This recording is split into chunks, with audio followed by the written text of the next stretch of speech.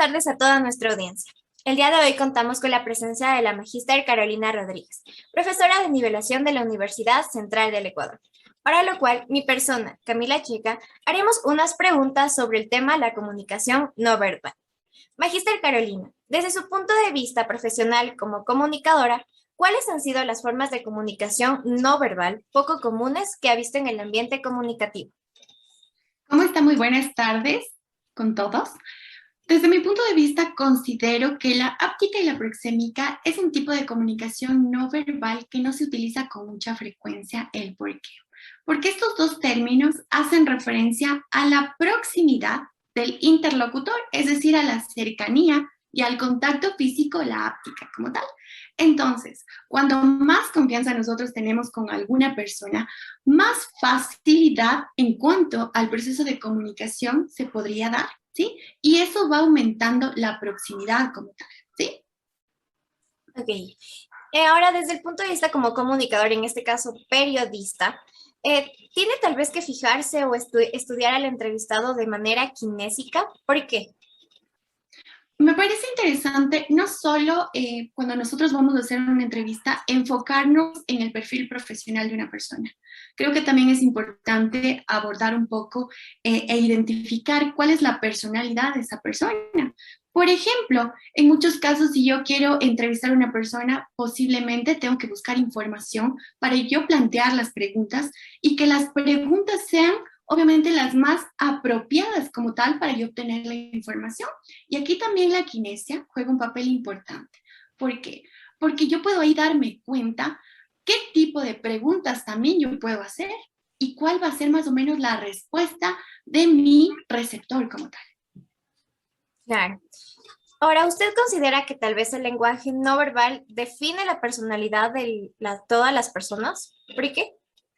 Bueno, primero hay que partir qué es la personalidad. ¿Sí? La RAE define que la personalidad tiene que ver con ese conjunto de rasgos y cualidades que de una u otra manera identifican a una persona de otra, ¿sí? Entonces, la comunicación no verbal, recordemos que es un tipo de comunicación que, si bien es cierto, es relativamente ambigua. Entonces, nosotros no podríamos poner a la par con la personalidad, porque recordemos que también el entorno, el contexto puede variar en cuanto al comportamiento y obviamente al tema de obtener la información como tal. Claro, o sea, cada persona desde su punto de vista va a tener una forma de interpretar, una forma diferente igual de comunicarse y no podríamos definirlo totalmente como una personalidad. A lo largo de su vida profesional como docente, ¿cuál considera que es el mejor tipo de comunicación no verbal para captar la atención de sus estudiantes? Bueno, me parece que la comunicación no verbal, en primer punto, me parece el tema de lo que es la comunicación visual. Creo que juega un papel muy importante por el tema tal vez de los colores, las imágenes, la tipografía, la ortotipografía como tal, captan la atención, pero no podemos dejar a un lado también algo importante, el paralenguaje, ¿sí? La voz juega un papel muy importante, ¿sí? Si tal vez yo comienzo y tengo una voz muy plana o tal vez muy chillona, no va a captar la atención de mis estudiantes como tal. Entonces, sí es importante que nosotros aprendamos a ser súper asertivos y manejar de manera equilibrada el tema también de la comunicación no verbal. Por último, ¿qué sugerencia daría a las personas que tal vez no puedan usar de una manera eficaz la comunicación no verbal para de esta forma poder presentarse de una manera correcta en una conferencia o exposición? Bueno, me parece importante primero que nosotros aprendamos a identificar cuáles son nuestras expresiones faciales, porque si tal vez nosotros como que gestualizamos con alguna fuerza, no podemos llegar con ese mensaje que realmente queremos llegar como tal. También la posición del cuerpo juega un papel muy importante. No podemos estar moviendo con mucha exageración las manos o en este caso las piernas, ¿sí?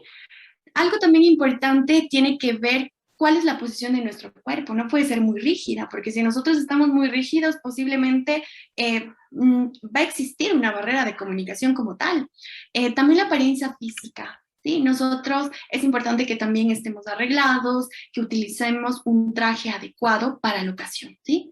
Yo creo que menos es más, ¿sí? Y siempre me llevo eso. No necesitamos ser muy exagerados en muchas cosas para llamar la atención, por lo contrario, nosotros tenemos que ser mucho más sutiles en la manera en cuanto a nuestra apariencia física. También el tema del paralenguaje juega otro papel importante, como ya habíamos hablado, el tema de la voz, la fluidez, la cortesía, ¿sí? Juegan un papel muy importante para que mis receptores puedan decodificar el mensaje y puedan llegar, obviamente, a interpretarlo como tal, ¿sí? Algo también importante, y finalmente ya hablábamos del tema de la áptica y la proxémica. Cuando nosotros tal vez estamos en una conferencia, necesitamos que el conferencista también se acerque un poco al público y que exista esa cercanía y esa proximidad. Si no existe eso, barrera de comunicación entre el conferencista y su público como tal. Eso, Cami, referente al tema de la comunicación no verbal. Muchas gracias, Magíster Carolina Rodríguez, por habernos acompañado y haber participado en esta pequeña entrevista. Del mismo modo, agradecemos a toda nuestra audiencia. Que tengan un lindo día.